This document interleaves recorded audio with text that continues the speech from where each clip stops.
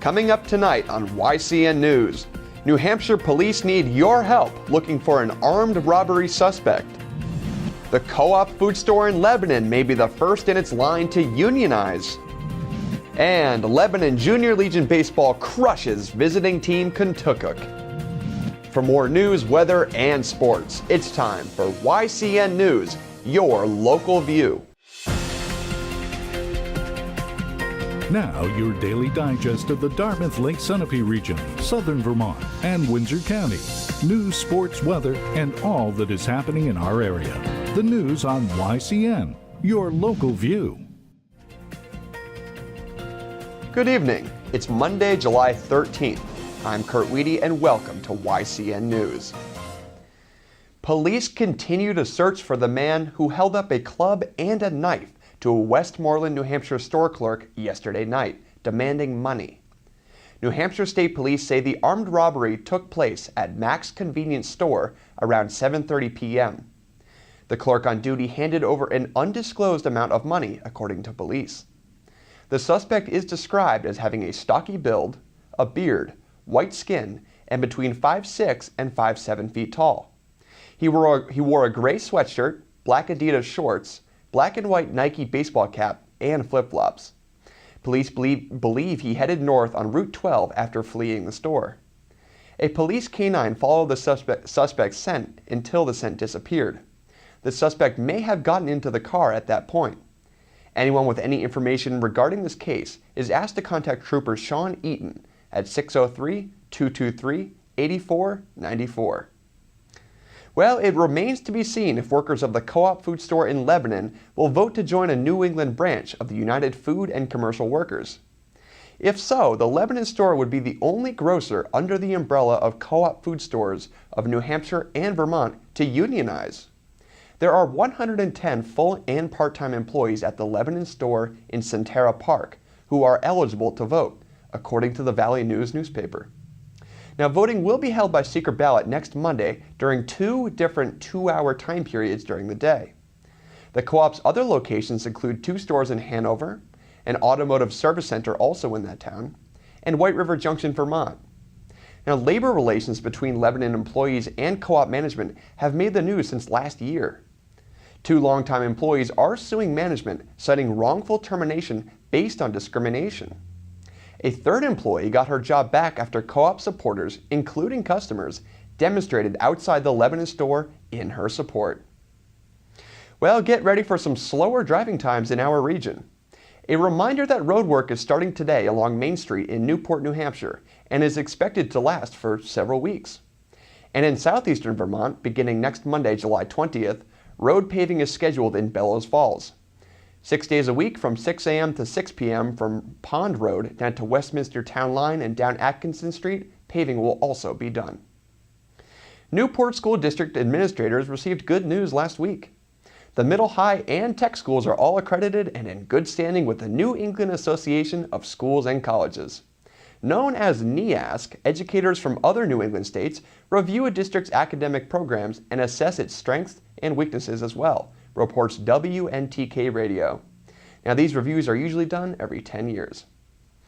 Well, coming up next, a 15th Republican candidate throws his hat into the ring for president.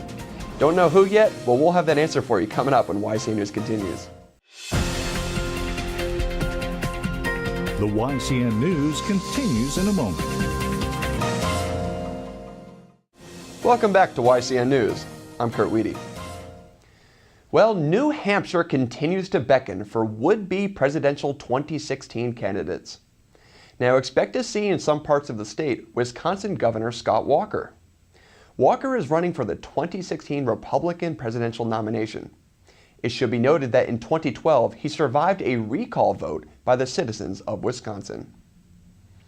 In a fight of a different sort, one man from Springfield, Vermont is scheduled to appear in Windsor Superior Court next month, charged by police with beating up another man. 38-year-old Wayne Johnson allegedly assaulted 27-year-old Roy Shaw at a home on Gravelin Road in Wethersfield last Friday morning.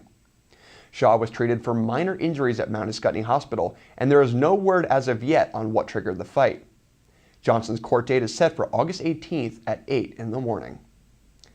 Changing gears now for hunters and outdoorsmen and women in New Hampshire, a meeting of the State Fish and Game Department could result in higher hunting license fees, which haven't been raised in 12 years. The meeting will take place on July 15th, which differs from the department's usual meeting schedule. The 2015 session gave control of licenses and fees to the Fish and Game Department instead of the state through House Bill 122. The department's needs, including fuel, electricity, and vehicles, have become more demanding over the years, and the fees will increase only moderately. Unless called in sooner by their political leaders, it could be September when the New Hampshire legislature next meets. A summer break is now ongoing in Concord. Passage of the general budget remains undone, with Governor Maggie Hassan vetoing the two-year $11.3 billion spending plan just a few weeks ago. And of course, YCN News will continue to update you on this story as it develops. Well, coming up next on YCN News, Kearsarge Chronicle host Lynn Solomon spoke with Tom Little and Aid Lordson of the New London Historical Society. It's a real gem in our area here. We'll have that story coming up when YCN News continues. Stick around for that. The YCN News continues in a moment. Welcome back to YCN News. I'm Mike Pizzone. Well, it was another hot and humid one out there today, but thankfully it looks like things will become a little more comfortable over the next couple of days. Skies will remain partly cloudy this evening, with any spot showers wrapping up by sunset. Temperatures will dip down to a nice comfortable low of 62 degrees, with winds becoming calm by midnight. We'll climb right back into the upper 70s tomorrow with mostly sunny skies, but things shouldn't feel nearly as sticky with much lower humidity levels, before giving way to another comfortable evening tomorrow night with a low of 64 degrees. And finally for Wednesday, it looks like there's a chance we could get a little wet, with a 40% chance for showers throughout the day and temperatures in the mid to upper 70s. Now let's take a look at our community calendar for some unique events happening in the area. The Newport Historical Society and the New Hampshire Humanities Council is sponsoring a free presentation of A Soldier's Mother Tells Her Story tomorrow from 6:30 to 8 p.m. at the Richards Free Library in Newport, New Hampshire. The performance is a mother's portrayal of a Union soldier from New Hampshire's death during the Civil War. A seniors game night will be held tomorrow from 6 to 9 p.m. at the Claremont Senior Center off Maple Avenue in Claremont, New Hampshire. The event is for anyone ages 50 or older, whether they're a member of the Senior Center or not. A variety of games are available and the event is held weather permitting. The Windsor Linux Users Group will meet tomorrow from 5 to 6 p.m. at Whimsical Computers on Main Street in Windsor, Vermont. The meeting is open to anyone interested in the Linux operating system. Visit whimsical.org for more information. The last time the Kentucky Junior Legion baseball team headed up to Colby Sawyer College to take on Lebanon, it left with a 2-run victory and a 1-1 record. But Post 81 hasn't tasted victory since and headed into Friday's final regular season meeting between the teams in the midst of a 9-game losing streak. But Kentucky didn't play like the heavy underdogs early and even swung its way to a 1-0 lead by the end of its second at-bat. Kenny Andrew led off the inning with a single up the middle and advanced to second on a perfectly executed bunt by Jared Murray to put a runner in scoring position. And moments later, a hard-hit single off the bat of Taylor Hughes allowed Andrew to score from second to put the visiting team ahead 1-0. But Lebanon responded an inning later when a single up the middle from Lebanon's Nate Perkins eventually left one man in scoring position for Stevens' Kobe Hussey. And while Hussey didn't get the RBI because of a Kentucky error, his hard-hit grounder still got the job done to knot the score at 1-1. Post 81 threatened in the top of the fourth after a Lebanon error and a single by Hughes left runners on the corners, but Graydon Elcuff induced the inning-ending groundout to keep the tie game intact. Elcuff was nothing short of dominant in the contest, allowing just one run in a complete game effort. And Lebanon's offense made sure that effort would be win-worthy, crossing the plate with 5 runs in the bottom of the fourth to take the lead for good. Lebanon's Andrew Hadlock started things off when his bunt ended up putting runners on the corners, and Sunapee's Cade Robinson drove them both in with a hard grounder that resulted in another Kentucky error.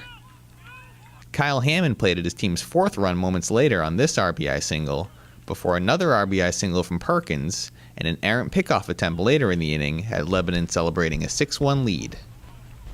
Post 22 added 3 more insurance runs for good measure and held on to improve to 8-3 with 7 games remaining. And sticking with baseball, the New Hampshire Fisher Cats rattled off their second straight win yesterday afternoon with a 4-1 victory on the road against the New Britain Rockcats. Tonight's game against the Rockcats has already been postponed due to an issue with the field's irrigation system. And that's been your look at local sports. I'm Mike Pizzone. Thanks, Mike. Well, sometimes on Capital Connections, we have guests who are just so interesting, we bring them back for round 2. Retired Colonel Clint Granger is no stranger to John O'Connor's show, and this week we are bringing you all the parts of their first interview that we originally aired a few weeks ago. We'll be right back with that. The YCN News continues in a moment.